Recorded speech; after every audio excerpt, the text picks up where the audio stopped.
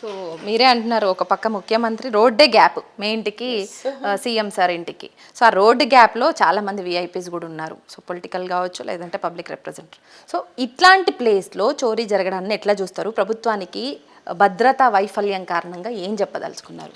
నేను ఇమ్మీడియట్గా ముఖ్యమంత్రి గారు వాళ్ళ మార్నింగ్ నాకు ఫోన్ చేశారు. మార్నింగ్ ఫోన్ చేసినప్పుడు నేను చెప్పిన విషయాన్ని అడిగిన ఏం జరిగింది ఏంటని విచారించింది ఆయన.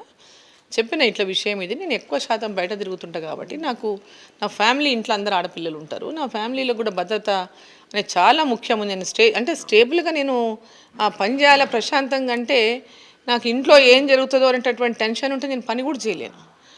సో నేను పని చేయాలి, నేను పబ్లిక్ రిప్రజెంటేటివ్ నేను. సో నాకు నా ఇంటి దగ్గర కూడా మీరు ఖచ్చితంగా భద్రత ఏర్పాటు చేయాలి, నాకు కూడా భద్రతని పెంచాలి అని చెప్పి నేను వారిని కోరడం జరిగింది.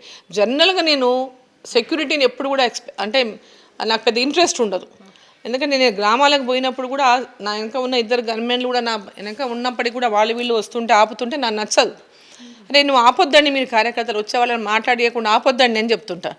వీళ్ళు అంటారు లేదు మేడం అంత మీద పడిపోతున్నారు ఇదవుతుందని అంటారు. బట్ వాళ్ళు ఏమంటారంటే పరిస్థితులు ఎప్పుడు ఎవరు ఎట్లాంటి వాళ్ళు వస్తారో తెలియదు, మా సెక్యూరిటీ మా డ్యూటీ మేము చేయాలి కదా అని వాళ్ళ డ్యూటీ వాళ్ళు చెప్తుంటారు. బట్ నేను ఎప్పుడు కూడా నేను మంత్రిగా ఉన్నప్పుడు కూడా నేను మంత్రిగా ఉన్నప్పుడు కూడా సెక్యూరిటీ పరంగా నా ముందల పైలట్ కానీ వెనక వచ్చిన పైలట్ వచ్చిన వెనక ముందు కార్లు పోతుంటాయి మినిస్టర్లు అన్నప్పుడు, అప్పుడు కూడా నేను ఎప్పుడు కూడా ఇష్టపడేదాన్ని కాదు, ఆ సైరన్ వేస్తే ఇష్టపడేదాన్ని కాదు, నాకు పెద్దగా ఇది ఇష్టం ఉండేది కాదు.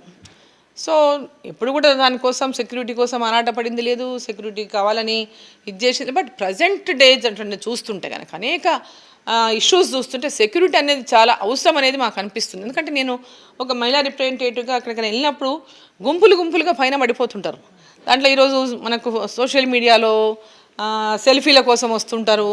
అటువంటిప్పుడు దాంట్లో మాతో అంటే మా వాళ్ళతో పాటుగా ఎవరైనా అగంతకుడు దూరితే కూడా దాంట్లో మనకు తెలియదు కదా. So we have to be alert. ఎప్పుడు కూడా ఏది కూడా జాగ్రత్తగా ఉండకూడదు అనేది నా సెక్యూరిటీ పీపుల్ చెప్తా ఉంటారు ఎప్పటికప్పుడు. ఎవరు వస్తారులే అని చెప్తుంటాను నేను అప్పటికి కూడా. నో మేడం మీరు కేర్ఫుల్గా ఉండాలా, మీరు అందరినీ ఇట్లా అలో చేసేస్తారు అని మాట్లాడుతుంటారు వాళ్ళు.